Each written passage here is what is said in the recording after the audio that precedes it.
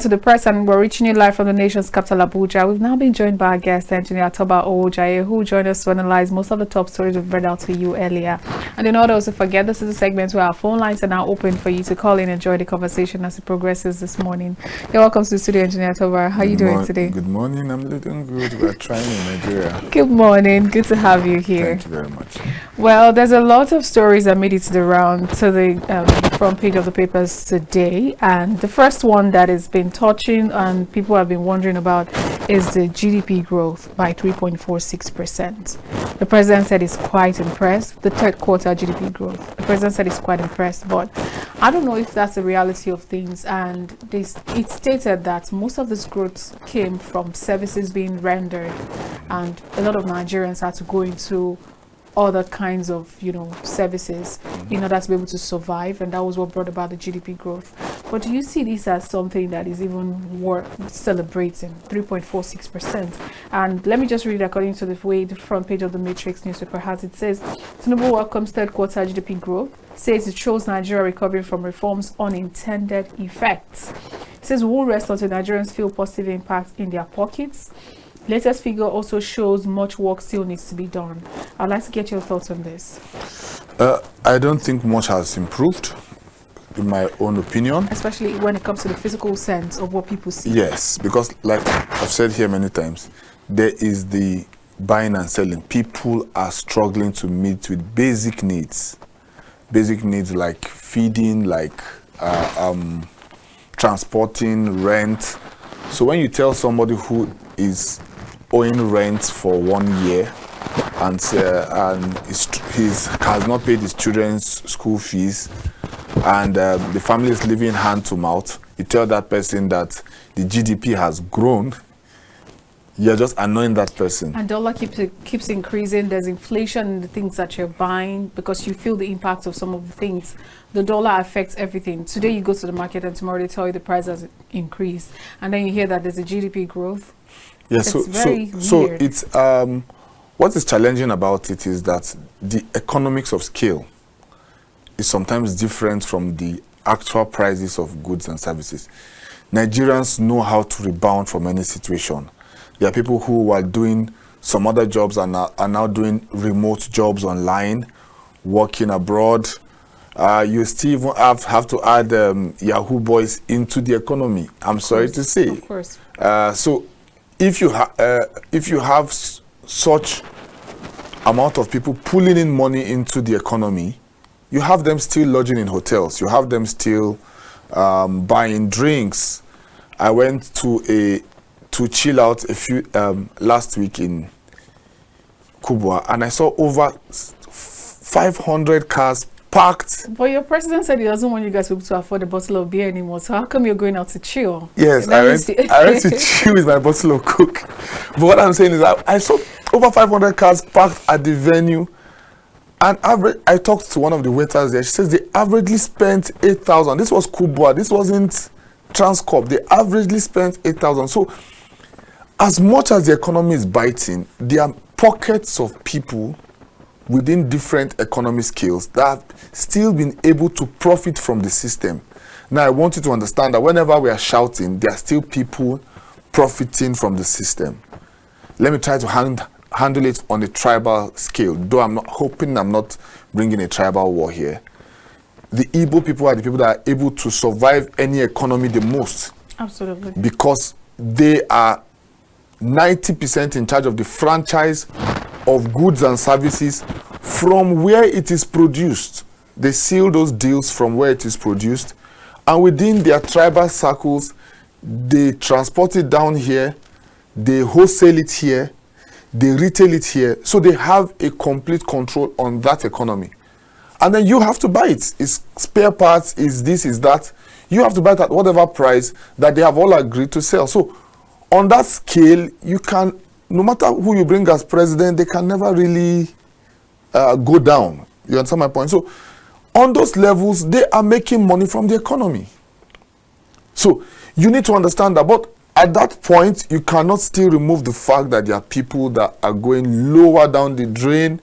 The number of people that can't feed themselves per day is getting crazier. The amount of fathers that are thinking of running away by January, who don't even know how to make ends meet, is increasing. These are the realities on the ground. But it doesn't mean that the president lied. This is my point. I know that it doesn't mean that the president lied, but the worry would be that why would this kind of results be coming up when Nigerians cannot feel the impact? Now, they say the unemployment rate now slows to 4.3% in second quarter 2024. But what we see when it comes to unemployment, more people have lost their jobs. In reality, more people can no longer feed themselves, and more people are falling below poverty line. Yes, more people are falling below. Reality of what you see in your environment. Yes, more people are falling below poverty line, but more people have had to find work. See, when you know that it's your life going, it's either you work, you earn, or you die. See, Nigerians are the most resolute, resilient set of people in the world. No matter how badly we are pushed, we find a way to earn. We find a way to live. Push us to the most remote country in the world, the coldest country in the world, Nigerians will still be the happiest ballers in that country. So there's a spirit of Nigeria that you can't take away from Nigerians. This is us. We always find a way to earn. We always find a way to. I have a friend who was not supporting a politician months ago, but when the man offered him a deal to support him for 300,000, after 1 week of everybody insulting him, everybody swallowed their insult and is eating his 300,000 now and feeding his family. So what I'm saying is that Nigerians, we forget that part, that Nigerians will find a way to earn. Nigerians will find a way to survive. So once the government is saying that these positions, these jobs didn't come from the traditional sectors, didn't come from the conventional sectors, virtually 5 out of every 10 ladies I know now are selling something online, on their WhatsApp status, on whatever, on Facebook. Everybody's telling you they are marketers now. Come and join one new affiliate marketing. Nigerians find a way to survive, and I don't think it's a bad thing. I don't expect our president to be saying negative about us. The president and his handlers have to find everything positive to say about the country. This we must understand, because that also makes investors look at it. I would pick the Davido incident a bit, though. Yeah, I was going to ask your opinion on that. Okay. Because he said the economy is in shambles. Away from the fact that he told Black Americans not to come back home, what do you make of that line? My country's economy is in shambles. He is talking about what people are experiencing. And as a people-made man, he has made his fame, he has risen on the back of everyday Nigerians giving him their support. So he has to stand by them. Of course. Now the elite are saying your father just invested $2 billion into power sector. Are you saying your father is stupid or reckless with $2 billion? I mean, your father knows that there's something he can put $2 billion into that will generate more money. I saw that statement. So this is what we're saying. There's two sides to the coin. Nobody's stupid enough. It's not like his father has 40 billion to play around with, okay? For him to invest 2 billion into the power sector, he has seen an opportunity. He has seen something that can generate. That shows a confidence. That is the confidence the government is trying to put in investors. I'm trying to bring an investor into a state for 200 million euros. The man is going to see some realities on ground, but he has this money, but he wants to see what information can you get to convince me that this is a good idea. Sure. And then, so the government must, and those who want a better Nigeria must also find that balance to be able to speak words that will give us a Nigeria we all want to live inside. But I also understand with Davido, I'm sure he has friends who are running. Oh, Nigeria is looking really smooth. I want to run it. Guys, don't run it yet. Things are not yet very good. So I understand with both sides of it. He's looking out for his people. Yes. But now let's talk about this issue of the borrowing and no borrowing. They said mounting debt burden. We borrowed based on your approval. FG tackles NAS. Now there's a conversation around this that despite the fact that IGR has increased, a lot of agencies have surpassed their targets and all of that, they've made so much money. Why is the federal government still borrowing? And NAS is also saying that you shouldn't be borrowing this much anymore. And federal government is saying every borrowing has been within the core of the approval of the National Assembly. What's your take on that? Yeah, and I had a senator say we didn't approve you to buy a jet. A Baribe. Yeah, so this is what we expect from the Senate. You are a check to the presidency. You are a check to the executive. You are not a rubber stamp. We want to see more of this. We want to see the presidency want to take a decision and think, what will the House of Rep do? What will the Senate do? Most importantly, we want to see both Senate and House of Rep say to us, what will the people think? Because we must have a government that is afraid of the people. Of course. A government that before they take any decision thinks, what will the people do? This is where we are safe. What will the media say? This is where we are safe. So I think we need to reduce borrowing, but I know there are projects the president wants to start. The Sokoto-Badagry Road, the ones have already been started. You will need extra funds to pull it off. There are grants that you need matching funds to receive, and there's one that is being processed now. It's called SPAS. 7 states got it for $538 million. Phase 1, SPAS, special processing agro zones stuff. 7 states got the first batch. That is about $72 million per state. Now 29 other states are pushing for the second batch. I was on that project till 2 a.m. this morning. So, but there's things they need to do. There's trainings, there's matching grants, there's matching funds. There are all of these things, but it's going to give you more money. So if a state sees that it doesn't have money and it wants to get this kind of grant, if they want to stretch itself to borrow, get the money that it needs as the matching grant to be able to pull off that grant. UBEX told us 2 weeks ago that only 2 states, Kaduna and Katsina, were able to tap into about 5 million they could have received. And what they will have spent to get that 5 million is like 800 million. So any wise governor should go for it. So these are the things, but I do not support this borrowing. We have seen Argentina turn the tide of things. They had a very bad run. But in 2 years, we saw the new president take a new turn, reduce taxes. Most importantly, he reduced spending. He reduced borrowing. And in 2 years, he has turned a large deficit into a mighty surplus.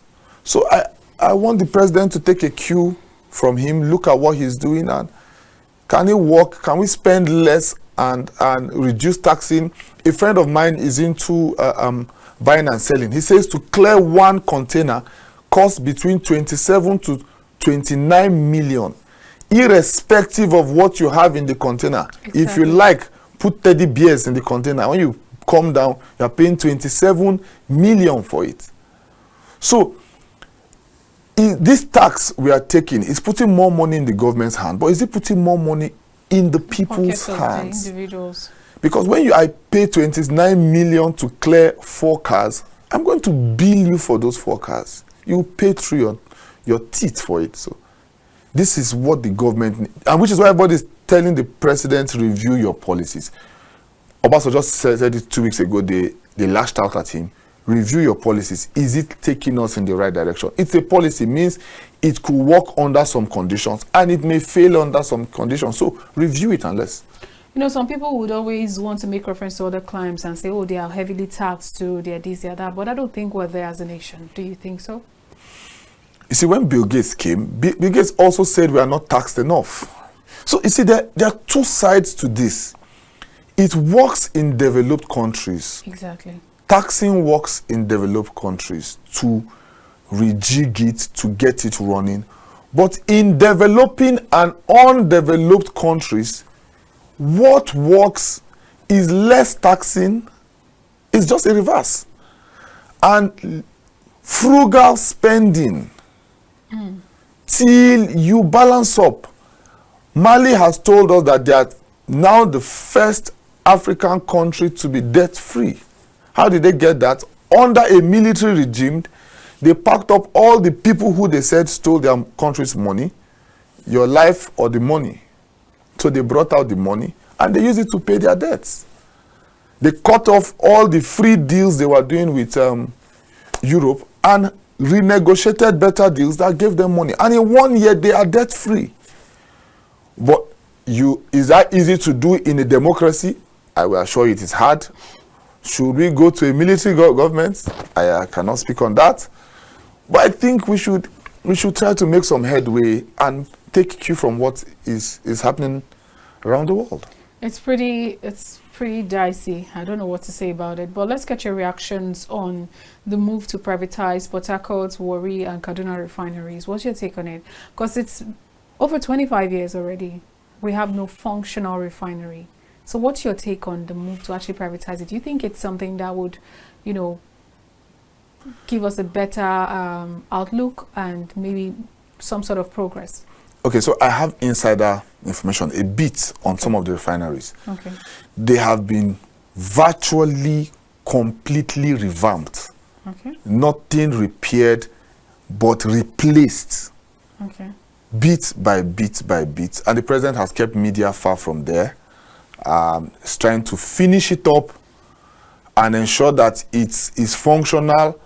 But at the same time, as it is being finished up, you have not told us it's being finished up. You've not told us that it is not repaired, it is revamped.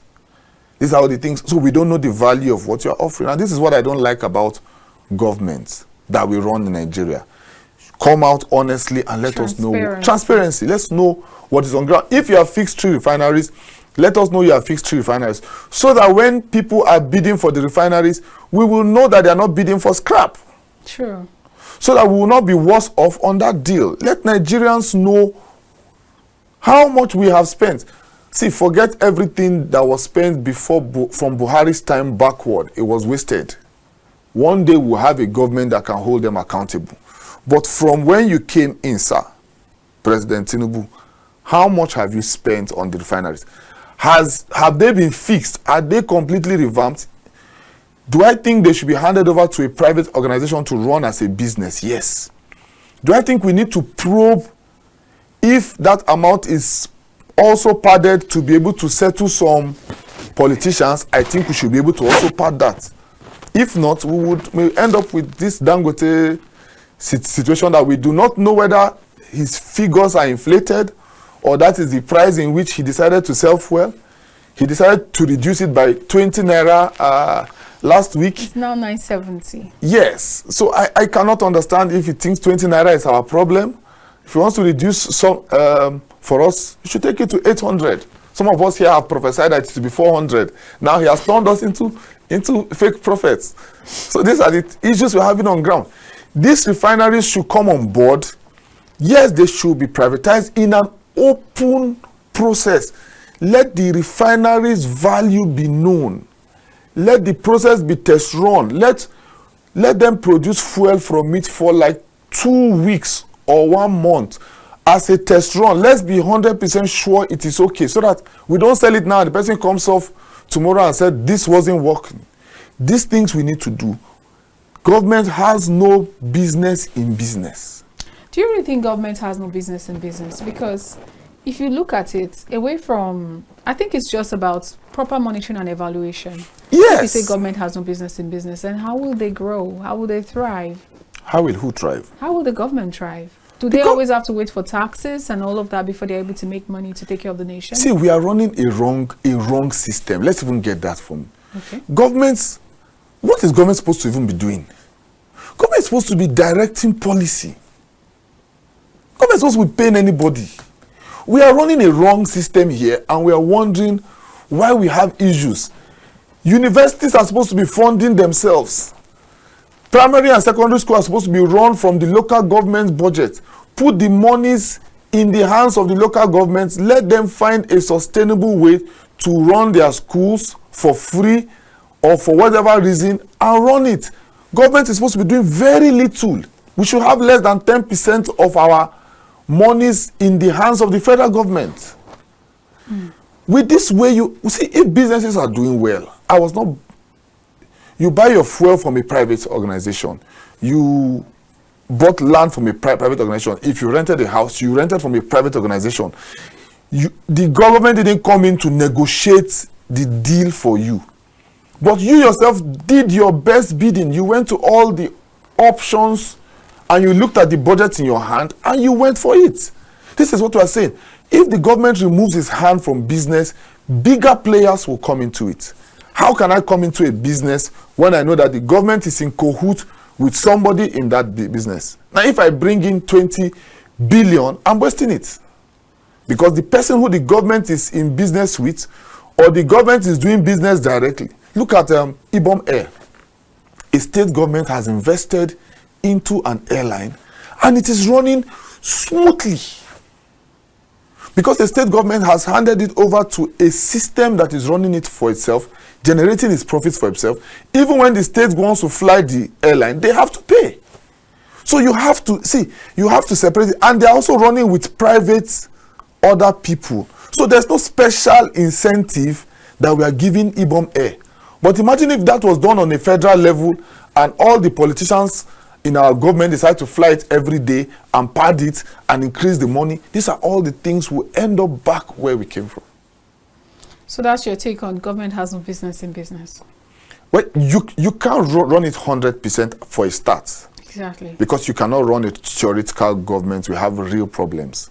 But I believe 80% of business should have no single government interference. We have 4 major things that run business: land, labor, and capital. Once the government puts their hands in this, it makes investors unsure. I give you an example. I bought 100 hectares to farm for 5 billion. And then the government takes the next plot of land to me and cedes it off to a businessman for 200 hectares for free. So I have wasted 5 billion of my own funds, and somebody next to me doing the same business gets double that land for free. So you have put me at a disadvantage. Absolutely. And if any other business sees that, they know that this is not a stable place to come and invest. So these are the issues we have on ground. All right, let's move on to other stories. Let's talk about what's happening in the southeastern part of Nigeria. You are aware that Simon Ekpa has been arrested, but regardless of that, there's still a sit-at-home every Monday. What's your take on that? Is this some sort of fear in the hearts of the people, or what's really going on in the southeast? I think if you have sat at home for long, you to get yourself out of that routine, because there are even churches that meet on Monday now. To get yourself out of that routine is an issue. Then the fear of being attacked is still present. The people are not. I cannot say the southeast is completely a Nigerian territory at the moment. On ground, on papers, in documents, but the whole of the Biafra dream is still, they may not all accept it, but I tell you 70% or 80% of the people in the southeast and from the southeast truly desire a Biafra nation. So that deep-seated desire makes them somehow just agree to whatever sacrifice they are making or they believe they are making for it. And also they are afraid of their lives, because sometimes you open your shop and they come to your shop and flog you. Sometimes they burn their stuff. Sometimes people are killed. So you don't know how soon the federal government is going to come and save you if that happens. So I think it was nice for him that he was arrested. He should be brought back to this country to face charges. But I also do not see why we have held Nnamdi Kanu for this long. As a person, I don't. If you want to put a sentence on him, put a sentence on him and let it be just and fair. But just holding a man for years doesn't seem right. And there are also conversations around he has to change whatever he's wearing to court, and there's no approval for that. Too many dramas around him. But now let's talk about what you think some elite Southeasterners may think of this kind of, we want an agitation to be our own nation. Do you think it's something that every one of them will want to support? Because we know that most of the huge investors in businesses across different parts of the country are mostly Southeasterners. How do you think they're going to be able to pull that off? Yeah, you see, you see the elites make most of the decisions. So they have investments everywhere. Abuja, Lagos, most of Lagos, the key especially Lagos, Kano, especially Kano. So when you have investments there, you begin to wonder, if we break off as a nation, will I have access to my properties? Will they ask me to give up 51% of my shares? Those are all the things that come out to play. I have a friend who owns a big hotel here and a bigger one in his state. But he has not set foot in his own hotel for 3 years in his state because he's afraid of being kidnapped. So, you see, there are the theories behind it, but there are the realities. We saw a big man who was buried outside of his place. It's not something he will have wished, but you see, you have to weigh you want to do something and then come back alive, you know. So the elite are still dragging foot on this. Nigeria is, I don't think Tinubu's government has been as divisive or as pulled back from the southeast as it was in the last administration. So maybe they are weighing their chances. Is this Nigeria going to be better for us? Like I told you, the economy is bad for almost everyone minus the Southeasterners because they are the one running the business. So they're not really, most of them are not really caught in the mix on this. They are still making their cool cash. So these are the issues on ground. I don't see them interested in that. Okay, so let's quickly go to River State. I really want to know what's happening there because I know you always have an inside story as to what's going on. Now, on the Daily Independent, it says acting PDP chair asks INEC to fill 27 Rivers Assembly vacant seats. And pro-Wike lawmakers have lost their seats, Clark insists.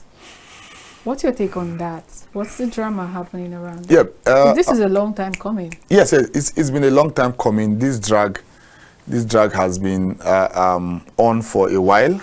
I know this is not the last of it. The drama is still on. But where it would change is what judgments we would have from the court. Once we have very strong judgments from the court, then we now know where we're going. For now, the only thing we've seen from the court is that allocation has been stopped to local governments, which is a victory for the Wike camp. But we, last week, they have allowed in the court for the video evidence to be played where the 27 lawmakers verbally said they have defected. So yes, it's a tight drama. Fubara has won in the part where he has been able to get his chairman to move to APP, and the court has also backed them for now. So he has his chairman now. He still has his seat. He still has. He's still able to spend. They are still in court on many matters. So it's still a lot dicey. I really don't see why this fight goes on, apart from the fact that politicians are heady and that PDP doesn't have leaders. If Goodluck and Atiku were very vibrant, this was a very easy issue to settle. But when you have one of your biggest godfathers as a perennial contestant, then who are you going to call to settle? It will just look like your own personal interest. So I think this is where the PDP is failing. Now, away from the PDP failing, before we talk about the PDP failing or not failing, do you really think that Wike still has so much interest in River State and is still holding on to River State as much as people project? The Wike I know is hard to beat because he knows the law and he knows the law very well. He's able to play around with the law. Before he starts a fight, he pushes you and pushes you. Because he's a lawyer. Yes, he pushes you until the law is in his position, then he strikes. So this is a needless fight, truly. And I'll say this over and over again. Both of them will have benefited more if they had worked in synergy. I think Wike is looking at the Tinubu pattern. Tinubu left power but was able to sustain his structure and determine leadership in his state for over 20 years. And that was what gave him the opportunity to become president. And other bigger people have risen in the South, Odili and the rest.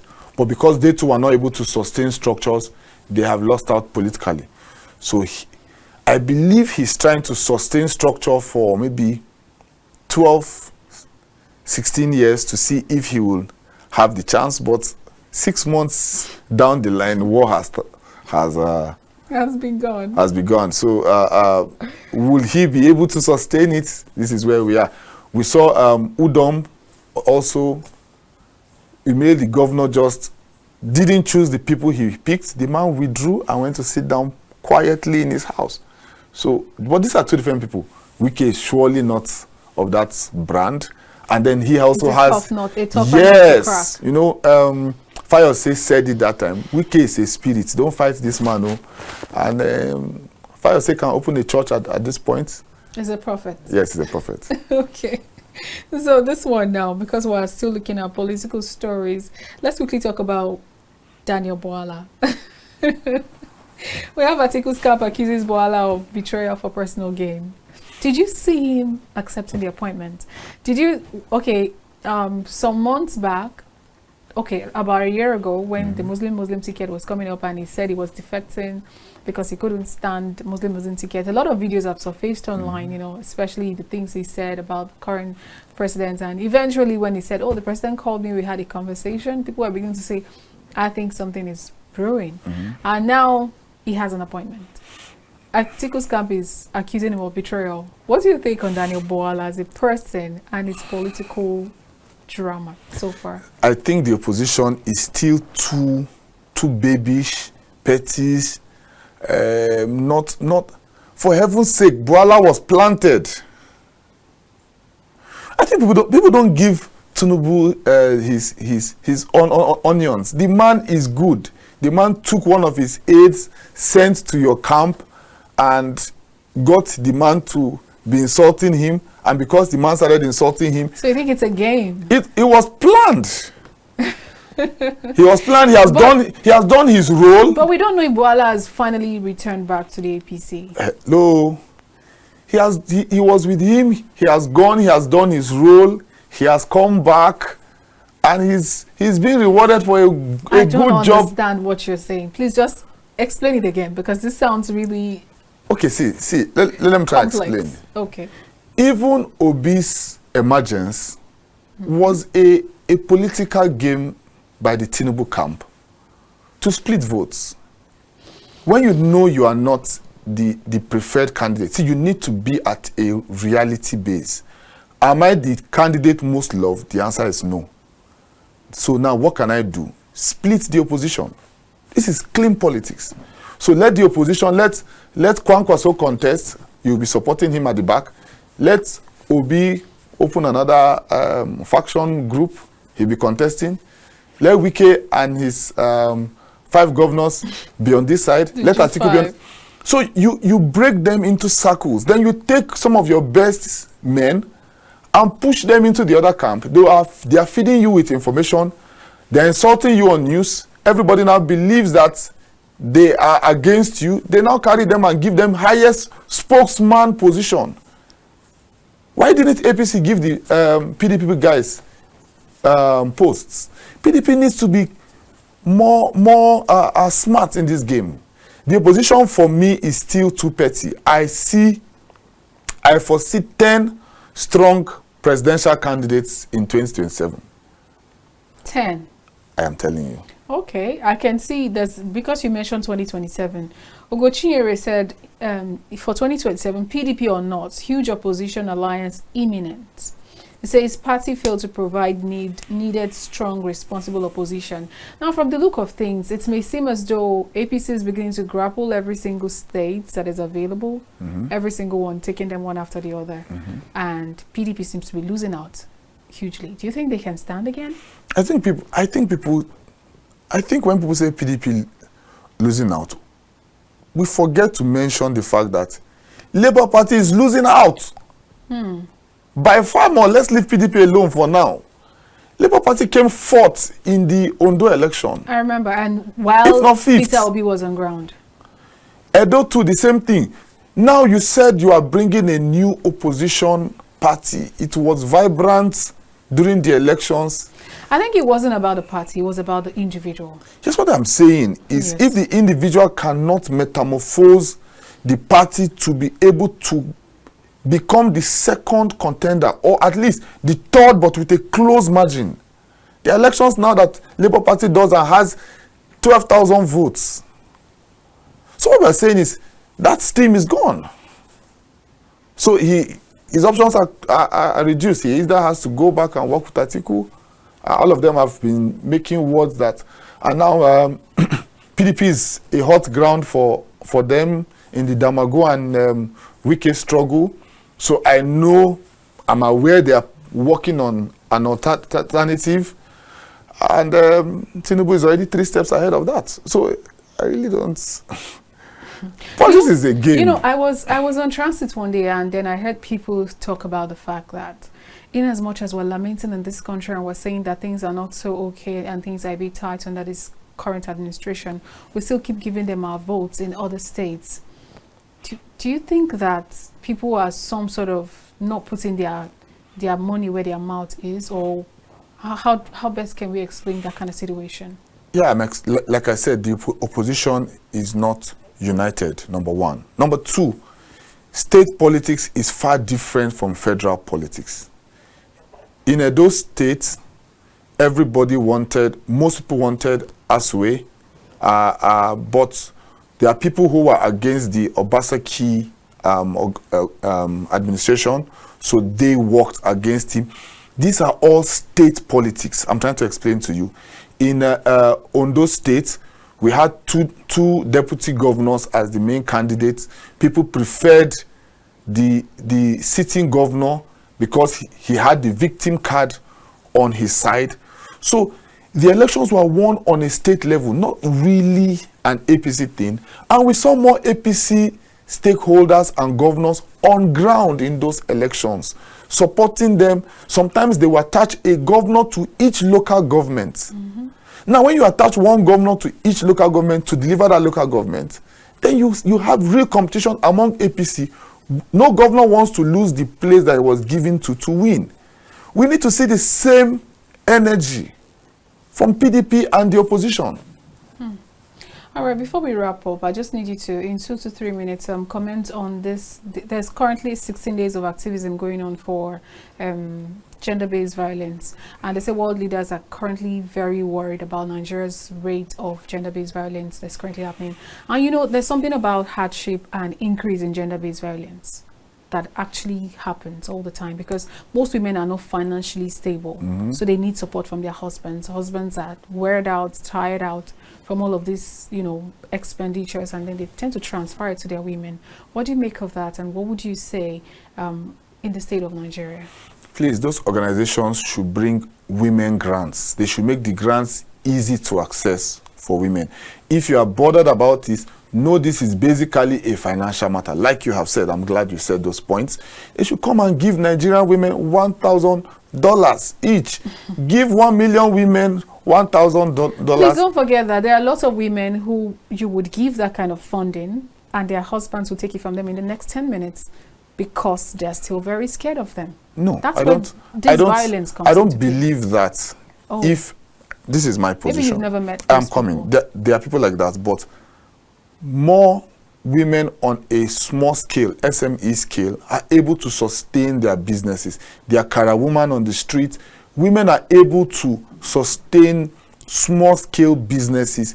Is when the money is now plenty that you cannot, your wife wants to set up something that will feed the house and make you and her not drag pepper and onion every day and you are looking to collect the money? No. The man is happy that his wife is able to earn and take care of family bills, and whatever he brings goes to maybe school fees and rent. He'll be very grateful. All right. So they should bring money. They should not come and do 16 days discussion here. All right. We hope that it all gets better, even though they say 42% of Nigerian women are not financially included. All right. Thank you very much for your time today. Thank you very much. Engineer Toba, Owojaiye, really appreciate you for your time on the press. Thank you so much. Thank you. All right, viewers, thank you so much for being a part of the show today, and thank you for having us. We'll see you again tomorrow. I am Olamide Alhassan, and that's bye for now.